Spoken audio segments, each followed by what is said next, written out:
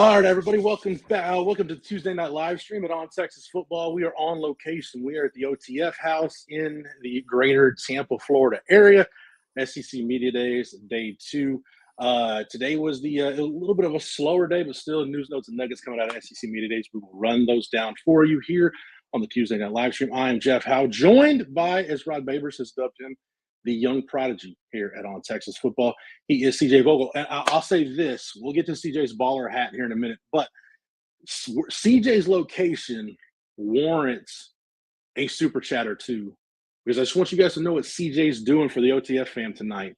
CJ, you broadcasted from the back patio here at the OTF house last night, and you told me that you greatly miscalculated the impact of the mosquitoes here in the state of Florida.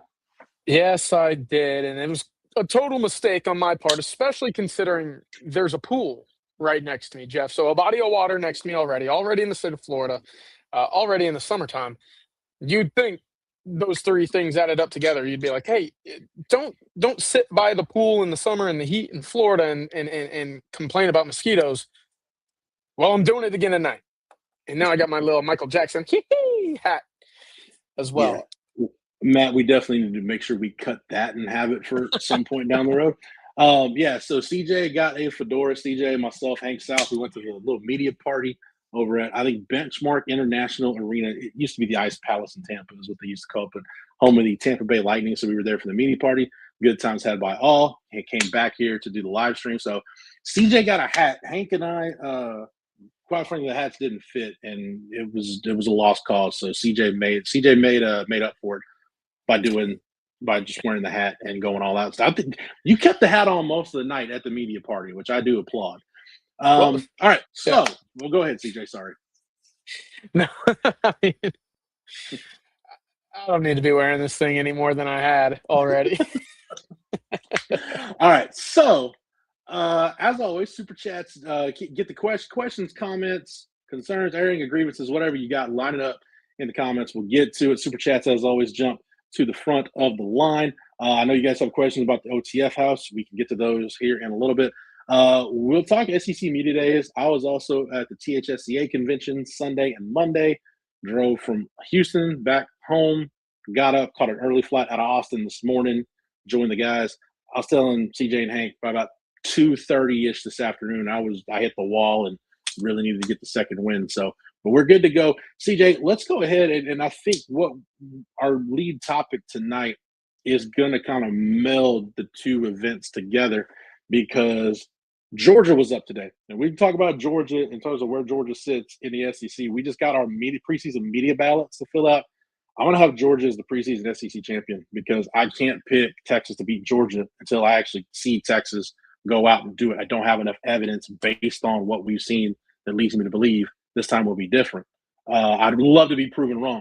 But, CJ, you were asking Raylan Wilson, the Georgia linebacker, about Will Muschamp, and it's going to probably be a Will Muschamp heavy show. So, CJ, producer Matt's got the clip. I will let you set this clip up since you asked the question. Well, of course, everybody wants to know what does Will Muschamp bring to the table in his second stint as the defensive coordinator at Texas. And, well, I thought there was nobody else better to ask than Raylan Wilson, a guy with 75 tackles and spent 3 years with Georgia with Will Muschamp in the ranks, growing into his role. This is what he had to say this morning. Talk about development and, the coaching staff that goes into that on the defensive side. What did Will Muschamp mean to that before he left this offseason? Muschamp, man, that was my dog. He was always coming to practice, smiling, yelling, trying to make people laugh. But he was a serious dude at the same time. He'd be quick to flip the switch on you or rip you if you do some messed ups. Like if you mess up a play, he's pretty much just like Coach Smart. But he taught me, and really, because the young guys, he was there for a year with the young guys. But I'd say I learned a lot from him, just little nuggets in football, like anticipating plays. He's taught me a lot since being at Georgia. So, CJ, we go back to, thanks to producer Matt for lining that up. Will and NIL and Rose says no thud, no play. We got a taste of that in the spring, but I'll go back to Will Muschamp giving the lecture at coaching school, and he's the THSCA was happy to have him back in the state of Texas. The Texas high school coaches in general very happy to have Will Muschamp back. As a matter of fact, I was in on his presentation Members of the Texas State staff were in there listening. Members of the A&M staff were in there listening. Members of the SMU staff. So even the college coaches wanted to hear from Will Muschamp. And CJ, we know this, and I think we saw this a little bit in the spring. For Will Muschamp, physicality and toughness, those are non-negotiables. Like no matter what position you play, especially like from a DB standpoint, man, Will Muschamp's chalk talk at coaching school, it was basically a DB clinic, like what he looks for in defensive backs, what he wants in defensive backs. Tackling's a non-negotiable. He said you don't need to be a killer, but you got to be willing to put your face in the fan. We've heard him use that term a lot. And CJ, I think when you look at the new hires, this is where I'm at with the two new hires on the staff. Will Muschamp and Jabbar Jaloop. With Sark making those changes, CJ, I think it all goes back to the thing you want to talk about tonight, which is toughness. I think Sark felt like Texas lacked it last year, didn't have it probably as consistently. And I'm not saying this is a soft team, but I think especially offensively didn't have it as consistently as they needed to have it in 2024. I think that's why we can go back to some of the short yardage issues with this team and the various issues we talked about. But CJ, I think that's exactly what Sark wanted making these two hires was he wanted in that air of toughness. And listening to Will Muschamp and knowing his background, listening to Jabbar Jaloop yesterday, CJ, I am expecting this. I will be very surprised if this isn't a noticeably tougher Texas team when we see the product on the field. Toughness, attention to detail, intensity. I mean, all of these things should go hand in hand. And Jeff, I have to agree with you, right? You don't play for somebody like Will Muschamp and not be fired up every Saturday. He's the one in your locker room. He's the one in your position room. He's the one in your huddle, calling plays, getting you amped up to take the field. I think that takes a lot of, or at least ignites a lot of energy for your team to take the field. And just like I think, Tashard Choice was a guy that did that for the offense a few years ago. Not having him on the sideline, I'm not saying that everybody on that offensive side of the ball is very even keel, but I do think that when you have one or two coaches that says, hey, I'm going to break my face open, headbutting you on your face mask to get you amped up, that goes a long way. Jabbar Jaloop is a guy just like that. So adding both of those guys, I think, is very important because I do think, and Jeff, you've heard me talk about this all afternoon. I've been theorizing and sitting here watching back tape from last year and obviously hearing what some of these other players that other schools have to say. And they just sit here and say, physicality is a non-negotiable, right? Having that intensity is a non-negotiable. And I said, well, that doesn't sound like what we watched a year ago with Texas football. There's a lot of things that Texas was, but I don't know if those are the two things that you would sit here and say, of the biggest descriptors of this team, intensity and physicality, how far down the list are they? I would argue pretty far. And that's got to change this year. Well, that brings up another topic that we talked a lot about last year, and that's been one of the topic deserves of the offseason. I think toughness, intensity, CJ, that shows up in your discipline. That shows up in penalties because teams that are physical, teams that play with great intent, teams that play with intensity are usually teams that are pretty disciplined, which means they're going to be pretty buttoned up when it comes to penalties, and they usually don't beat themselves. I mean, how many times do we see, and I'm not saying that every team Nick Saban ever coached was just one of those penalty-free teams in the country, because we saw, especially later in his tenure, saw some of those Alabama teams deal with penalties. But I would not use the words undisciplined to describe a really good Nick Saban football team.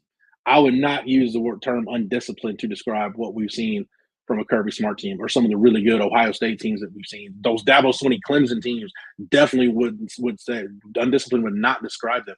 So that, to me, CJ, that's where all that ties in together. Like it's intent, it's intensity, it's toughness. I think it all leads together. And look, take this however you want. But to your point, with the Georgia players saying, hey, that's just who Coach Smart is. He demands the physicality and the toughness that we've seen from Georgia. It starts with Kirby Smart and it trickles down. That's something Sark's got to figure out. He's got to stay true to himself, CJ, but he's got to figure out how does he get that out of this place. I'll borrow a Sarkism. You get what you emphasize. Is he emphasizing it the right way, though, to get it to come through as consistently as he needs it to? That's my big question going into year 6 now. Right. Is that something? And again, I think Texas has really strong defensive lines, even some pretty strong offensive lines during its tenure. But again, going back to those number one adjectives of describing the overall play, would those words be physical? Like, would that physicality aspect be what is the most noticeable aspect about this team? I don't know. And we had a great question, Jeff, over on the board, and I'd like to get your thoughts on it because I know that we talked about it briefly on the walkover. Is Sark being a quarterback from the West Coast something that prevents him from really digging deep into being that physically demanding coach? And I don't know if I ever really looked at it like that. And I don't know if I totally agree with it, but I do see the points, right? And I especially look at who have been the most successful coaches recently in college football. And there's 5 I wanted to look at, right? Saban, Smart, Cignetti. All 3, I think, fit, obviously, in that Saban tree. Very much demanding, very much needing physicality, intensity. That intention to detail is paramount to succeed or even just see the field on all 3 programs. I think Jim Harbaugh is another guy that when you look at his run at Michigan, you sit here and you say, okay, the trenches are non-negotiable. You have to win on that offensive side of the ball. They are going to run the football to win games more than anything. But the one outlier that I look at and I just say, you know what, I don't know if physicality is kind of that prerequisite for success. It might just be, hey, we have more talent than everybody else is Ryan Day. And if Sark can find a way to balance that overall success with the offense, with the defense, the overall talent, and maximize it without demanding that level of physicality, then I think he could have a run like Ryan Day where he, towards the back end of the year, pieces things together. Now, if that's the case, Will Muschamp cannot miss, right? He has to be a Jim Knowles and a Chip Kelly for Ryan Day this year for Steve Sarkisian. That's 100% where I'm at with this team. Like, if the Muschamp hire does what it's supposed to do, this team will get to where we expect them to be. Like, if Texas falls short of expectations, it's not going to be because they lack talent. NIL and rev share brought up the other coach that I was thinking about. When you talk about physicality, and probably because he's an ex-offensive lineman, man, say what you want about his game management, and I haven't been a fan of the way Mario Cristobal's called games and managed games, and he's cost Miami some games in his tenure. You can use tough and physical to describe the way Miami plays football. I mean, it is. It wouldn't be smart. Smart's not probably the best way. Yeah, I heard. I heard Bill. It was the Dallas Cowboys did an in-house documentary a few years ago, and I haven't been able to find it on out in the out online because you got to really hunt for it. But it was basically chronicling Bill Parcells' first year as the Cowboys head coach, and he said something. So this was just a couple of years ago. He said, "I don't care what era of football you're in, if you can run the football really well, you can stop the run, and you don't beat yourself. I don't care what area you're in. That wins a lot of football games. And at the end of the day, that's what we're talking about. Like, I think it goes back to, and when I talk about being physical, to me, it's consistent physicality. Like, we talk about Texas in 2024. I wouldn't call that a soft football team, but you didn't have it consistently enough. Like, that's the point I want to keep hammering home. And that's what we're talking about. It can't just be, we run for, 300-ish yards against A&M in the regular season finale and then against Clemson in a playoff game, but against Ohio State in the Cotton Bowl or Georgia in the SEC championship game, you're against Arizona State in the Peach Bowl, your run game was non-existent. So that's what it boils down to. That's where I go with the CJ. It's not about being the hot and the soft cold or not. Yeah, I just need you to play. I just need you to play at a level. And we can get into this too. I think for Sark, we've heard him, the reason why he changed coordinators, why he made the change from PK to Will Muschamp. Well, if it's going to do everything, if you're going to get the full benefits of it, if Will Muschamp hire hits, we better see a much better, much different, more consistently physical product on offense. Because there's no reason for you to be lacking on offense. Now, if Sark doesn't have to worry about anything going on defensively, like hiring Muschamp took care of all those issues, there is no excuse now.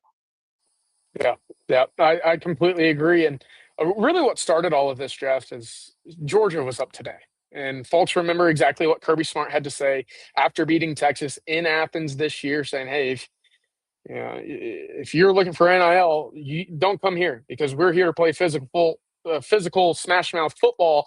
And we got a quote today from Drew Bobo that really inspired this. And I know we have an ad read coming up on the back end of this, but I did want to get to this because this is exactly what I'm hoping Texas starts to adopt. He said, I think Coach Smart harps on that physicality, and it does it so much that it trickles down to everyone else. As an offensive lineman, you don't want to be known as soft. We want to be known as one of the most physical units, and I think that is one of our goals, is physicality.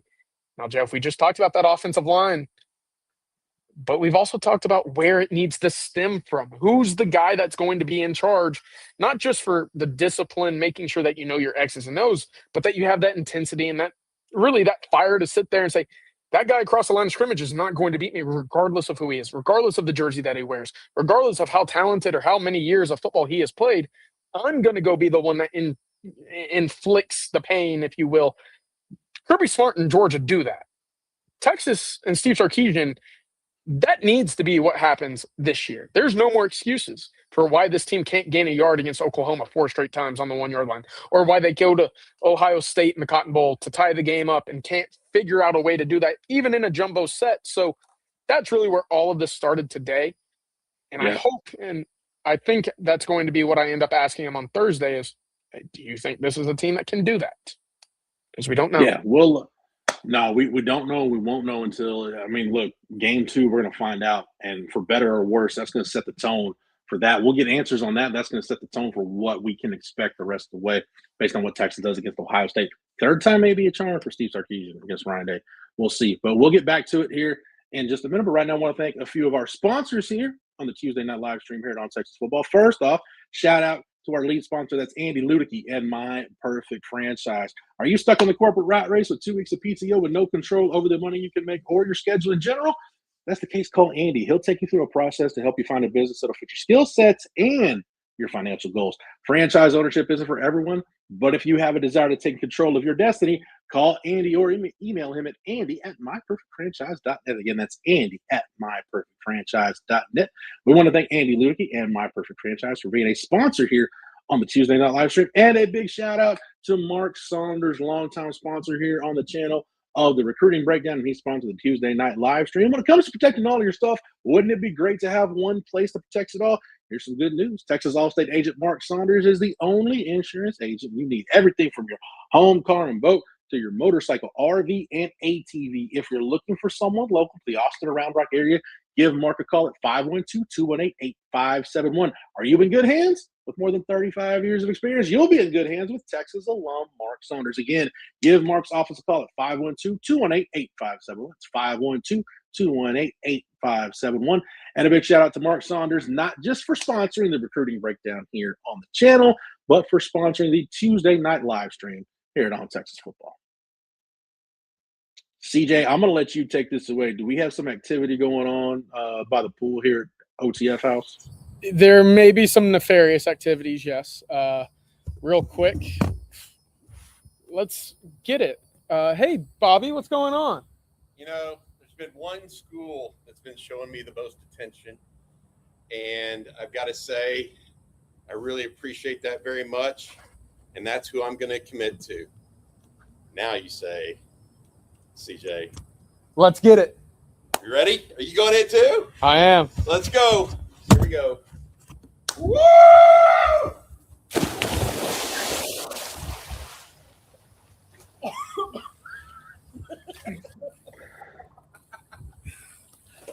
Woo! Bobby's okay. CJ, give us a thumbs up if you're good. What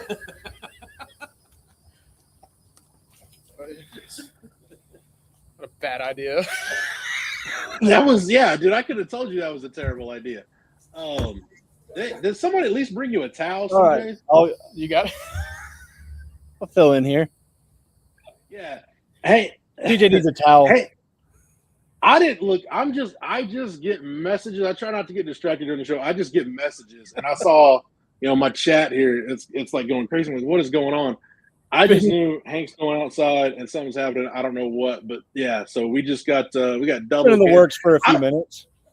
Now I'll give Bobby like a good 8.5 on that. But CJ didn't do like a full on cannonball. Now in his defense, he's wearing CJ's fully clothed. Yeah, but it was kind of more of like a sideways. I don't know what you want to call it. Yeah. Hey. A for effort. But hey, shout out to Bobby because we had some people asking earlier when the live stream started, is Bobby asleep? Hank, point that. Let everyone take a look at Bobby. Does Bobby Burton look like he's asleep right now? That is not a man that's asleep. So shout out to Bobby. Well, he's busy. Cisco's asking about. I'm sorry, Cisco. Lost your question. Yeah, says Jeff, is CJ on the bottom bunk? I got here late. So I got here today. I don't have a sleeping assignment right now, so there will be somebody on the OTF staff, I think, that ends up sleeping on a top bunk. Now, I have said for safety reasons for multiple parties that should probably not be me, but we'll get it sorted. CJ may end up having to sleep on top of him, but he should get, whatever the big bed is in the house for jumping into the pool. Yeah, that was the Dan Lanning Cannonballs, Rex St. Charles. We tried to replicate it with the let's get it and the didn't see you there, but let Richard Wesley. Marco Mendez asked, "Where's Jerry?" I'll be honest, Hank, unless he's shown up since we started, I do not know Jerry Hamilton's whereabouts right now. Jerry's in Tampa. Jerry. Yeah. Maybe he sold the media mixer. I don't know. I didn't see him there either. So didn't see him there. And you know what? Quite frankly, it's one of those deals, Hank. I don't want to know. Just as long as Jerry's up and ready to go for coffee.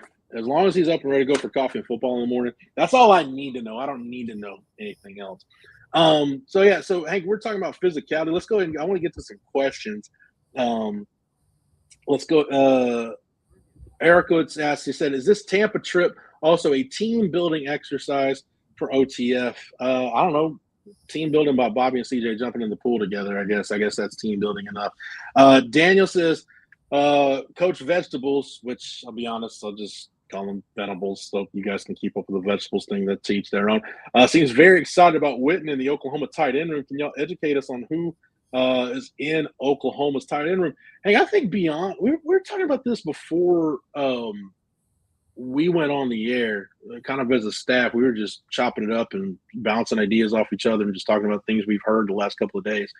Man, everybody, even non-Texas, non-OU media, are excited about Oklahoma's prospects. Like this defensive front, I think is legit. It has been the last few years. My question is, tight end room aside, like with Oklahoma, I think it comes down to two things. One, how much better is that offensive line, which it was a young group last year, but it was young and not very good when it needed to be. And does John Mateer take care of the football when it matters? Like that to me is going to really determine. We talk about OU's got that formula of, hey, just ball control, special teams, play really good defense. If you get into a shootout like last year with Ole Miss, you may be in trouble, but they've got a formula. I think it's maybe they got a little bit more margin for error than they had last year. But there's a formula OU can use to win games, Hank. We'll see how far that takes them. Yeah, it's interesting. I go back to just how brutal their schedule is to start the season. And I was talking to CJ about this yesterday, and you defense is one thing. They're going to stay in games with defense. CJ's whole point is, a race to 21 points is, with Oklahoma games, that's going to, put you in good position if you can get there first. But I just think about Oklahoma teams of the past and just the playmakers they have at skill positions. And I'm not trying to knock like Parker Livingston or the wide receivers they added, their running backs. I just don't think I think there's a drop off in skill talent, even from last year with the receivers. It's just, I don't know who the go-to guys are. I think it's going to require John Mateer having to play too much hero ball, which in turn, can he stay healthy through the whole course of the season? Can he be accurate? Can, he do everything that's needed to be done? And I know he's comfortable with Ben Arbuckle, and this is his fourth year in that system. So, you would imagine he could, but I just struggle to see OU having the offensive firepower needed to through the course of this schedule to, not hit a few bumps along the way. Yeah. If you look at OU's tight end room, they did bring in some fresh blood from the transfer portal. Hayden Hansen from Colorado. Rocky Beers from Colorado State, Hank, seems to be the guy that they're really excited about. But yeah, I mean, you didn't. Jared Kennick was a tremendous athlete. It never really took off for him at tight end like I think they Yeah. hoped it would. But we'll see what happens. But I'm less concerned about how good OU's tight end room is. To your point, Hank, if they're not markedly better at wide receiver and running back, I really you could have, you can go back to the 80s and transport Keith Jackson on this Oklahoma team, and it's not going to matter if you're not markedly better at running back and wide receiver. Yeah, exactly. In the offensive line, I think there's only room for those are some high upside guys with Fasusi and Ryan Foji. Like they've got guys, and it's only up from where they were. But I just struggle to see these guys having much success if they get into a shootout sort of situation where they need to start scoring at will. It's going to put a lot of pressure on the defense if they can't get it going. And maybe, the receiver they added from Syracuse, his name's escaping right now. They've got some guys. If Parker Livingston is your one, I don't know if that's enough to compete to win this league. Yeah, I like I said, I think it's the margin for error last year for them was razor thin. I think it is just that offensive line is going to be better. Just how much better are they? And I think a healthier Mateer will help too. And IL Repster said Jermaine Gresham was their best tight end ever. I mean, you got to go back. Like Keith Jackson was really good way back in the day for OU. Mark Andrews was a really, really good tight end, an all-pro in the NFL. So OU's had some good tight ends. But again, like when Mark Andrews is on offense with like CeeDee Lamb and Rodney Anderson at the time, like when he's like one of like 7 legit options you've got, it's a totally different story. We're talking about the tight end. But hey, I want to get back to this. Yes, OU sucks. You pose this question to CJ, but CJ, if you're just joining us, is toweling off after jumping into the pool. He and Bobby decided to go Dan Lanning style into the pool here at the OTF house. Yes, OU sucks says Georgia media guy says he's not sure Texas can win a phone booth fight with Georgia or SEC rivals. What say you? Texas has won the last 2 games. They won the last 2 games against Oklahoma and Texas A&M. So I don't think it's like an across the board thing, but like Georgia specifically, Hank, if we're just talking about just Georgia, that's a fair take because Texas hasn't done it against Georgia. Yeah. Like the running game in the 3 games against Georgia has been non-existent to the point last year. Hank, you go back to the game in Athens, we talked about it a lot. There was a point like in the second half of the game, maybe late in the first half, Sark just stopped trying to run the ball. Like they weren't even the illusion of trying to run the football. They just ditched it. Like weren't even trying to run it. And that's making yourself one-dimensional against the Kirby Smart defense. Like you're asking for a tough day at the office. So right now, look, can Texas win a phone booth fight with Georgia? Yes, Texas is capable of doing that. Will they though? Until they do, I don't have the confidence to say they will. Yeah.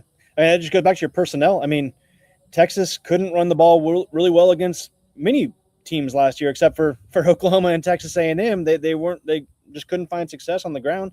They go out, they address the running back room. They get some road grader type guys on the offensive line, whether it's, Lawrence Seymour even, or, the additions they made there. Obviously we'll see on Cole Hudson. I don't know how much you factor him into that. They addressed the needs on defense. They went out and added physicality, whether, Havoc players. Rasheem Biles, I think, is probably going to be one of the more physical linebackers or kind of hit you in the mouth linebackers in the SEC. They're bringing back, pretty strong defensive front.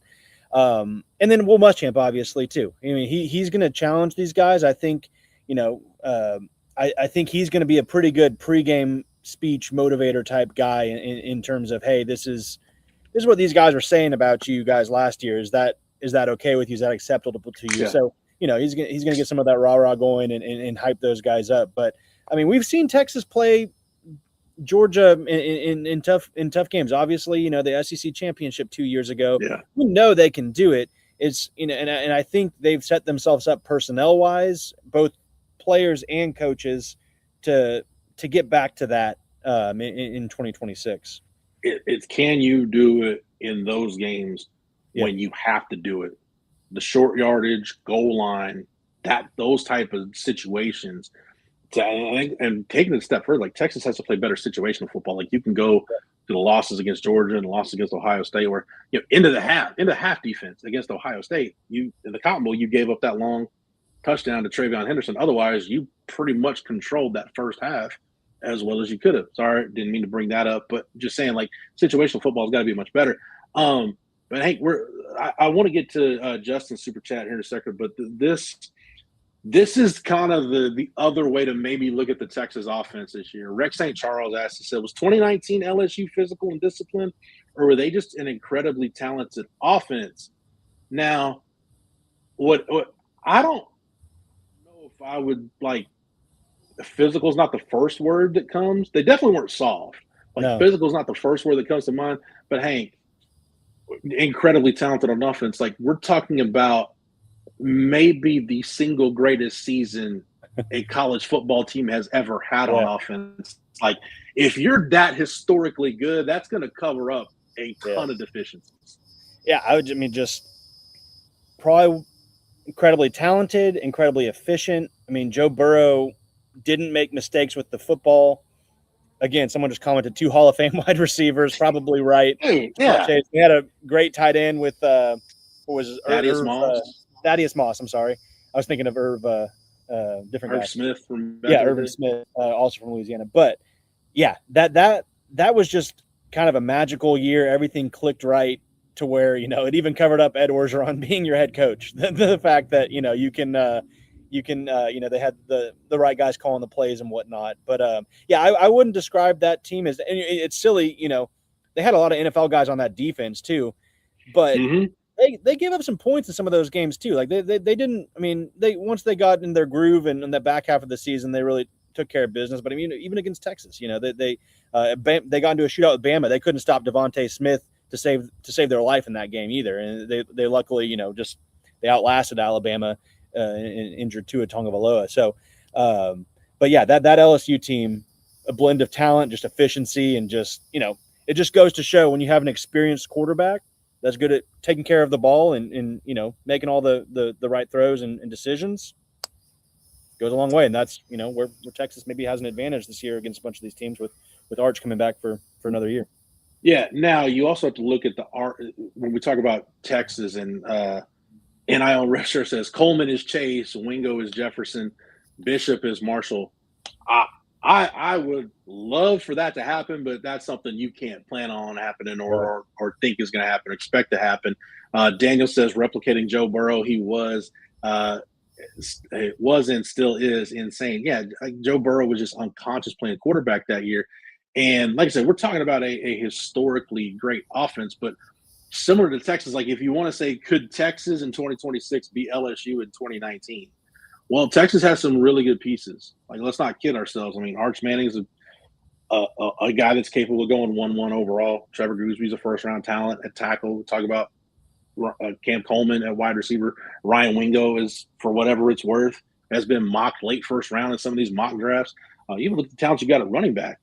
But, at the end of the day, you've got to look at the trajectory that LSU offense went on. Like the LSU team that Texas played that September is not the same LSU team I saw at the end of the year. And to your point, Hank, that LSU team, and maybe for Texas, I don't know, maybe it would be like maybe the OU game or maybe it's the Florida game, given what happened in Gainesville last year. But I think once LSU beat Alabama that year, I think at that point they felt like they probably felt like they could line up against an NFL team and go have success. Like their confidence was through the roof at that point. So you look at them, they destroyed Georgia in the SEC championship game, beat Oklahoma like they stole something in the Peach Bowl. He had 7 touchdown passes in that first half against them, maybe 6 or 7 in that first half against Oklahoma. And that title game against Clemson was not as close as the final score. Even the final score indicated the final score wasn't really that close. So, yeah, could Texas do that? But that's something we can't expect Texas to do or plan on Texas doing. We'll get back to it here in just a second. Hank, than's for sitting in. Well, I guess CJ's still getting toweled off. I don't know. He's ready clothes. To hop back in. So we'll do a lot. Hey, since we're at the home of the Tampa Bay Lightning earlier, we'll do a quick line shift here while we thank a couple more of our sponsors here on the Tuesday night live stream. And let's give a shout out to Prize Picks. Y'all know we're always looking for ways to make watching games a little more fun, and that's exactly why we here at On Texas Football love Prize Picks. It's America's #1 sports picks app, and honestly, it's about as simple as it gets. For player picks, all you do is choose more or less on a few player stats and lock in your lineup. Seriously, that's all you got to do. If you're someone who likes picking teams instead of individual players, Prize Picks has you covered there too. You can now pick the winner, a spread, or the total on games and even fights. Prize Picks is available in most states, including Texas, California, and Florida. So chances are you can jump in today. And one of my favorite features is that you can follow users on Prize Picks. If you like the picks they're making, then you can tail them with one click. You can follow your friends' picks however you want it. Prize Picks gives you multiple ways to get it done. Here's the best part about Prize Picks. So if you've never tried Prize Picks before, play your first $5 lineup. And if you win, you'll get $150 in bonus lineups. Just make sure you use the code HMA when you sign up. They actually just updated this offer, so there's never been a better time to get started. Download the Prize Picks app today. Use the code HMA when you do. Play that first $5 lineup, and if you win, you'll get $150 in bonus lineups. Again, Prize Picks code HMA.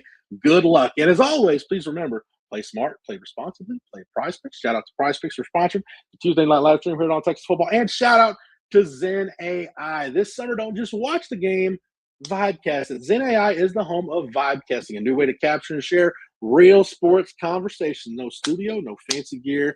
Your phone is a whole setup. Arguing about who should have taken the last shot, breaking out every play, whatever you want to do, just hit record, talk it out, and Zen AI is going to turn that conversation into a sportscast so you can share as clips, reels, even TikToks. An AI producer is going to work behind the scenes to clean up the audio, cut the highlights, and help you tweak edits just by chatting in plain English. Go live while the game is on, or record your hot takes after it's over. You can bring your own co-host or find another in Zen AI's fan network. This summer, Zen AI is paying new Vibecasters to launch their first sportscast. Humans are the talent. AI is the infrastructure. Zen AI is invite only. Head to zen.ai to join the waitlist. That's ZEN.AI to join the waitlist, or tap the link in our show notes. And again, thank you to Zen AI for sponsoring the Tuesday night live stream here at On Texas Football. CJ, that was fast. That was a quick wardrobe change. Yeah, it was. I hope we have a dryer here, Jeff, because I don't think we checked to see if we did beforehand. There's a laundry room. I can't confirm which appliances are in there, but there is a laundry room of sorts. Shout out to CJ for jumping in the pool. We've got that clip in perpetuity, so definitely one we'll share with the OTF fam. We're having fun here at OTF House, but we're also having fun SEC Media Days. I was at THSCA convention the last couple of days, and that leads us, CJ, to Justin Yarbrough Super Chat. Justin, thank you as always for the Super Chat. Said, Jeff, how was Jabbar Jalouk's clinic? Thoughts on his coaching style? Really excited about that hire. CJ, that bleeds into what we've been talking about with physicality and everything else. I love Jabbar. You know, he was talking about basically going through kind of how he coaches the run game at Texas from a back standpoint. And he was talking about inside and outside zone and basically like what you're reading and what the reads for the backs are. And he showed a clip from spring practice. It's Michael Terry running the football, and he reads it right. But, you know, the linebacker scrapes. I apologize. I forget which linebacker it was. But the linebacker scrapes. It ends up in the hole. Michael Terry read it right, but the linebacker just made a good play. And, CJ, we're talking about toughness. Jabbar Jalouk said, hey, sometimes you just got to go be tougher than that guy. Like sometimes you just got to go try to pop that guy in the chin. Justin, one thing I loved about the clinic, CJ, you and I were talking about this today. Every analogy Jabbar Jalouk makes to playing running back, it's either a fist fight or a boxing match. Like it's all about you're going to punch, you're going to jab, you're going to go for the chin, whatever. Like it's just – and Jabbar Jalouk said that. He said that's the only way I know. It's just how to do it as tough as possible. He was talking about we're going to be the most violent runners you've ever seen. He said, hey, another thing I like too, he was talking about arm tackles. The guys aren't going to tackle us with one arm. He said, if a guy tackles you with one arm, you're not going to play at the University of Texas. He said, you'll be standing over by me on the sideline. I'll get you a ball cap and a clipboard too. So it's just that toughness that, again, and granted, Trey Wisner was banged up last year, but you overhaul the running back room in terms of personnel.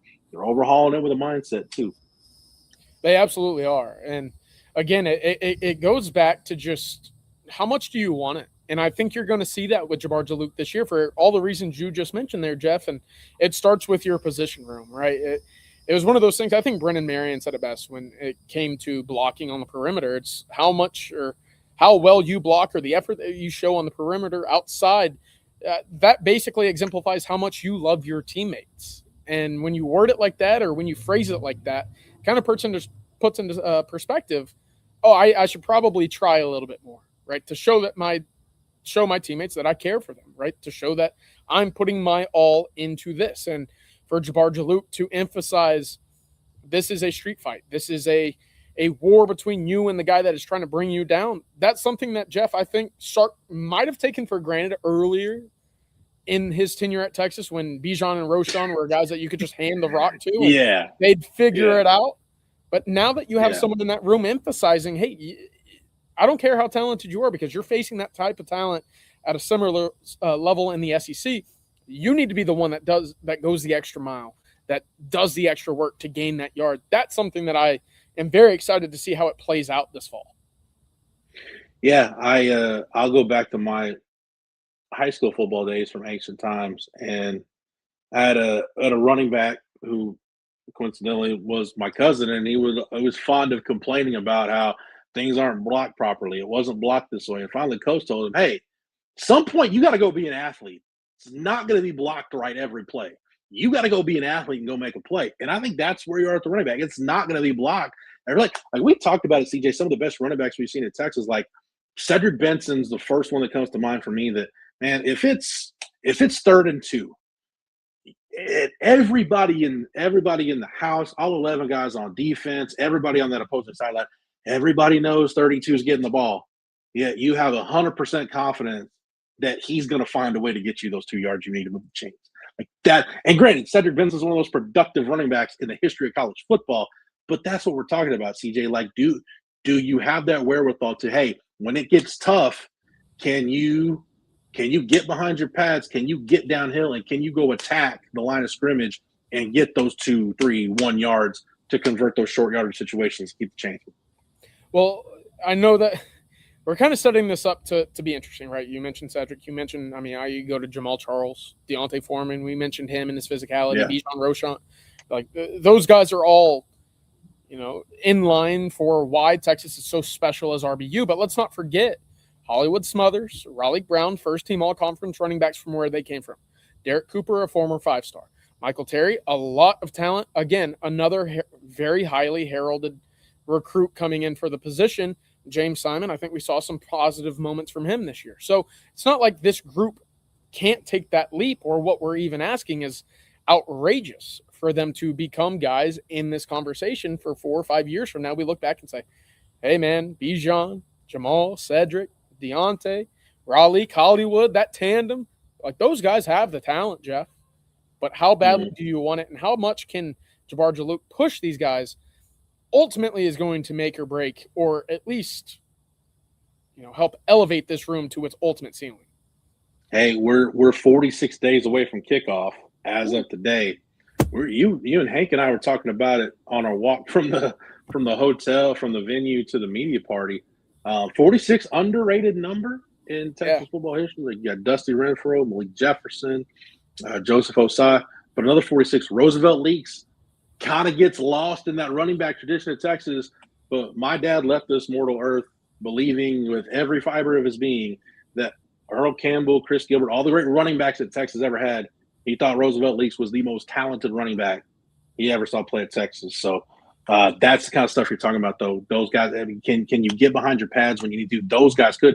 I don't know if NIL and RevShare, CJ, was in the room with me in Houston yesterday, but he points this out, and we can talk about this. He said, love the Derek Cooper 60-yard touchdown run right up the middle. Jaluk had a lot of spring cut-ups, as is when you're giving a clinic talk. You're going to have cut-ups so you can show the drills translate. And just a little inside zone to the left, CJ Cooper reads it, and then boom, hits the hole, accelerates out of it. And he finishes the drill because Jaluk wants his guys. He's like, finish the drill. He's like, how are you going to be comfortable scoring in a game if you don't practice, if you don't do it in practice during a live period? So Derek Cooper burned off on the defense. But, those are the kinds of plays, CJ, that I see him. And It's hard for me to. I know I've just talked about Sark and mindset and everything else, but and you see that it's hard to gotta temper my expectations for a freshman running back. There's been seen some good ones at Texas, CJ, but Derek Cooper's got a chance to be. I don't know. I want to say he's just as good as any of them. He's got a chance to make an impact. He's got a real chance, and I think that's all you could ask for. Again, considering the room that he's walking into with the talent up at the top. But I posted on Texas Football last week and on Friday for the Happy Friday post that I do each weekend, just kind of accumulating some nuggets from throughout the week of talking to sources, around the team, around the SEC. And one conversation really stuck out to me. It was every week, basically, someone new watches Derek Cooper run for the first time and just goes, whoa, he's faster than I thought. And, I don't know if that's a surprise. I mean, he came in with around 10.7 speed in the 100-meter. So verifiably, very quick, very fast, straightaway speed. But then you see him move in workouts. Then you see him cut. Then you see him change direction. And every so often, someone else will just go, hey, that's a little faster than what I thought. So, Jeff, again, I think it's lofty to sit here and say, hey, he's running for 1,000 yards. But at the end of the day, I would be shocked if he didn't have at least a sizable role in this offense, given how Texas coaches, players, sources, whatever you want to talk about, have talked about him in the spring and summer, building up for what we're expecting in his freshman season. And we've seen it the last few years. I mean, 23, 24 were playoff runs where your running back group at the end of the year looked a lot different than it did at the start of the year. Great point. 2023 was the Jonathan Brooks injury. 24, you had C.J. Baxter injured in the preseason. Christian Clark, we didn't see him at all because he had the Achilles injury in camp. Trey Wisner was 1,000. Man, that would have been – I don't know what's crazier. Like if you'd have told me in 2024, like, hey, Gunnar Helm's going to catch, 40-plus balls, 50-plus balls. That or Trey Wisner going to rush for 1,000 yards. I'm like, both of them sound pretty crazy to me given the track records, but Texas ended up doing both. Yes, you're going to need all these backs to get you through a season. Hey, CJ, I don't mean to put you on the spot. Is Jaden Ball with the Florida group? Because tomorrow we get Ole Miss, Florida, some other schools. Jaden Ball with the Florida group. That's one thing. If I get a chance to ask him tomorrow, I want to ask him about Jabbar Jaluk and just what he brings to the table as a running backs coach. Really setting the mindset and the attitude on that side of the ball. Because we've heard Sark has talked about it. Like one of the first things Jabbar Jaluk did when he got on the staff at Texas was straight up told everybody in the room, hey, when we were at Florida, we didn't think you guys could beat us because we didn't think you were physical enough. We thought we could go out and be more physical than you. Like that to me, CJ, if that's not like, I hate to sound barbaric, but man, that's like attacking your manhood. That's personal. Yeah. No, I 100% agree. I 100% agree. It's like playing basketball and pointing to, shooting guard or small forward saying, hey, we're going to switch on you and pick on you every single time that we have the possession of the basketball. Right. And look, I hate to say it, but I went through, kind of the grind that was watching the All-22 once more of that Texas-Florida game last week. And Jeff, let's not forget, for 2.5 quarters, Florida didn't have really any explosive plays. That first full possession took off about 8 minutes. I think their longest play was about 12 yards. And they would just play after play, game 3, game 5, game 2, first down. And they would do that for 8 full minutes. And that really set the tone for the first 3 or 4 possessions. And then by then it was 17-7. Texas sitting around saying, what's going on? So I'm with you on that. I do think, again, I think Jabbar Jaluk could go a long way for what this room could do. And I think a lot of it is just a physicality. Do you want this? Yeah. Do you care that this guy in front of you is preventing you from what you want, what the team want, what your school wants, and ultimately, again, to emphasize, what you want? That's got to be the biggest piece of it. Rex St. Charles says, I don't get asking another team's player about a former coach. I don't think you'll get a truthful answer. I mean, you don't know unless you ask the question. I mean, I've done this exercise over the years many times, CJ. Sometimes you get a pretty revealing answer, like you got with Raylan Wilson today about Will Muschamp. Yeah. Sometimes you get a no comment. Sometimes you get an answer that you hear and you're like, all right, that's kind of just a canned answer just to kind of generic whatever. But yeah, don't know if you don't ask the question. But yeah, so tomorrow is Florida, Ole Miss. Who else is tomorrow? Mississippi State. No, Mississippi State's on A&M. Friday. The Aggies are tomorrow. Here, Yep. I'll give you an interesting Texas A&M nugget. And by the way, I'm sorry, I lost my train of thought there for a second. But with Texas A&M, I think it's really interesting. Mike Elko, I don't know if I'm not going to call it reluctance or he's trying to, he knows how big the Texas game is, right, to that fan base. Mm-hmm. And he's lost his first two. I just think it's interesting that when he's talked about, he did this at the THSCA convention, his press conference there, talked about the tough games A&M had last year. He's like, all right, well, that's a tough game to Miami. Didn't play well for a half against South Carolina. Didn't play well for a quarter against LSU. Didn't mention Texas. Didn't mention the game they lost in Austin. And when he's been asked about Texas, he's kind of danced around it a little bit.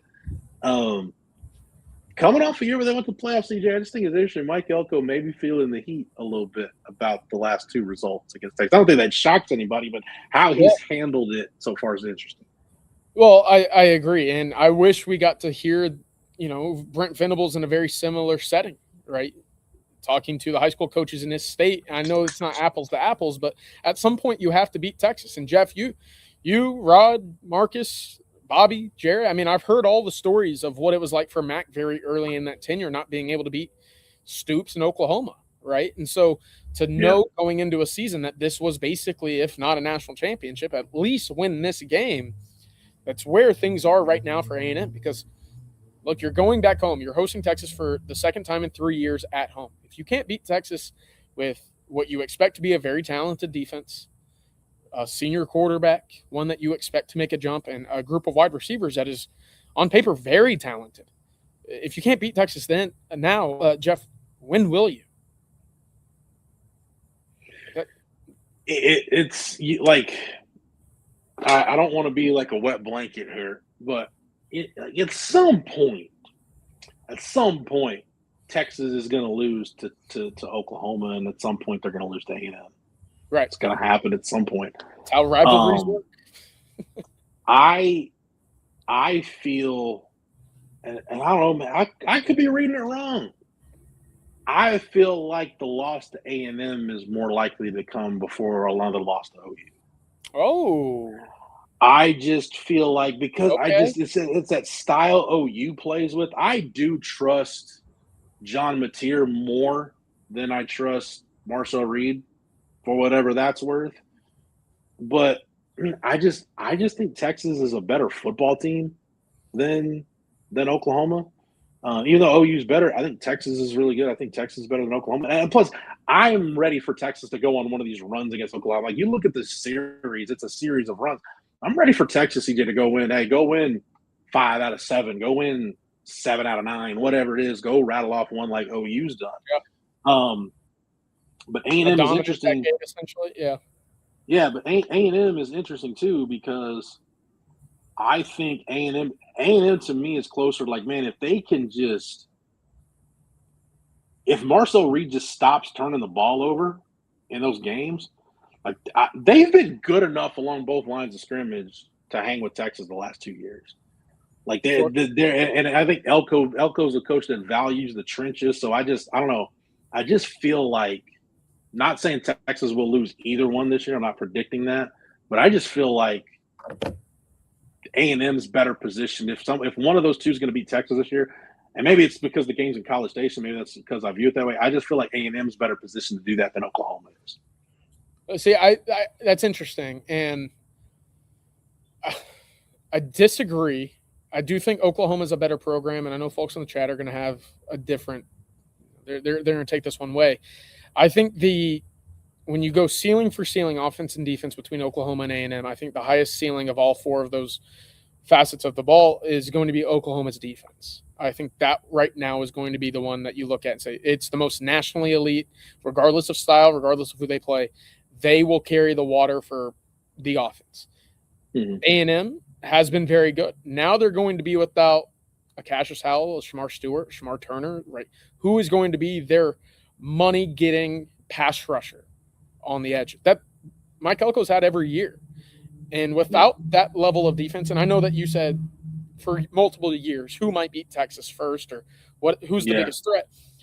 I look at Oklahoma as a bigger threat this year, and I look at him as a bigger threat further on because I think Bo Bentley at the quarterback position is the most talented prospect on either team. We talked about Brady Hart for A&M coming in from or flipping late from Michigan in that 2025 class, I believe. He's not Bo Bentley for me. Additionally, this year for A&M, Marcel Reed against top 35 defenses, which include Notre Dame, LSU, Texas, Missouri, Auburn, and Miami. So some great teams in there, some not so great teams in there. Top 35 is 6 of the 13 games that they played. 6 touchdowns, 8 interceptions, 59% completion, 4 extra fumbles in there. He just doesn't elevate his play when they absolutely need him to. He's not the engine of that offense. And that's why this year specifically, for all you can say about John Mateer and why he won't be the reason why Oklahoma succeeds, I know at least he's going to put up a fight when it comes to playing his best football against big-time opponents. Yeah. To me, I feel like I'm not even going to say the ceiling is higher because I don't know how high your ceiling is with Marcel Reed as your quarterback, but not high. I just feel like I don't know. I just like I said, it's just that formula OU has for winning games. I just think it leaves you too small of a margin for error. Where if you end up giving up a non-offensive touchdown or Texas goes on a run or whatever, I mean, if you get down 14 points, like I don't like your chances of coming back. Fair. Like and I just feel like A&M could sustain a run, a run Texas would have in a game a little bit better than Oklahoma could. But that's just I don't know. That's just how I see it. I'm not saying I'm right. That's just kind of how I see it. I think either way, if you're a Texas fan, you have to feel at least good that of the 3 teams, the biggest X factor catalyst amongst all of them is the Texas quarterback, right? It is Arch Manning in comparison to who the biggest playmaker, X factor, game breaker that we talk about pretty often. That resides in Austin. And when you list the top 10 amongst all 3 teams, Texas probably has 5 or 6. Yeah.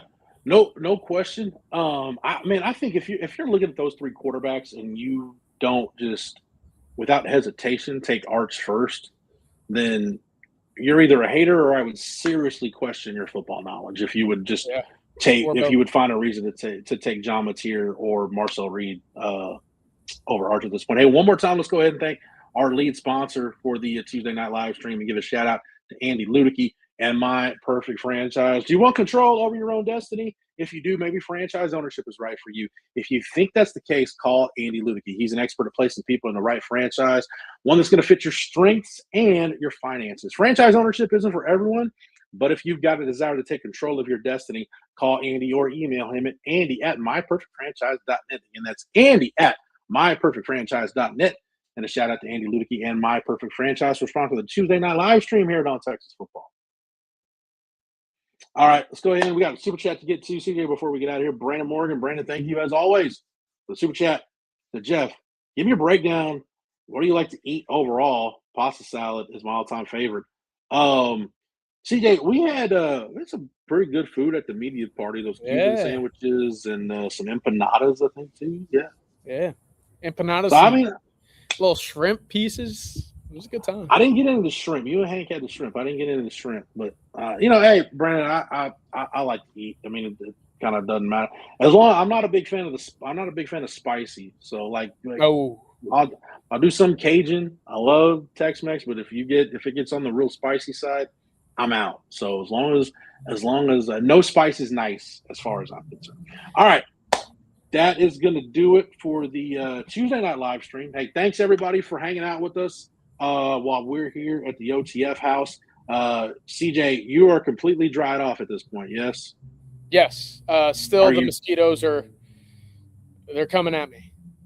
We got to get CJ back inside. We got to make sure he's ready to go for the next 2 days. We got 2 more days here in Tampa, so we got to get CJ back inside. So yes, thanks everybody for hanging out in the chat tonight. Chat was lively. Thank you as always. For the super chats, shout out to our sponsors. Our lead sponsor tonight was Andy Ludicky and My Perfect Franchise. Shout out to Mark Saunders, Zen AI, and Prize Picks for sponsoring the show. If we didn't get to your question, you can direct it to the guys bright and early tomorrow morning at Coffee and Football. CJ and I will be back tomorrow night for the normally scheduled Wednesday night live stream. That'll be CJ, myself, and lifetime Longhorn Marcus Myers on the Wednesday live stream. We got tomorrow again. We've got Ole Miss. We got Florida. We got A&M coming up tomorrow. Texas on Thursday. So one more day of waiting, and then we the Longhorns on Thursday afternoon. Texas, the last team to go here at SEC Media Days. Save Texas and LSU for last, just so everybody. Hey, if you want Arch, you want Lane Kiffin, you got to stay here the whole time. So that's what we're doing here with OTF. So hey, thanks again. Thanks everybody for tuning in, hanging out with us on the Tuesday live stream. So for CJ, for producer Matt behind the scenes doing the great job that he does here at On Texas Football, the MVP at On Texas Football, and yes, hashtag for Craig, as always. And for the entire On Texas Football staff, I'm Jeff Howe. Thank you so much for watching and listening. And until next time, hook 'em. Yeah, thanks, Sandman, for letting me use your backyard, by the way. My little Michael Jackson hat.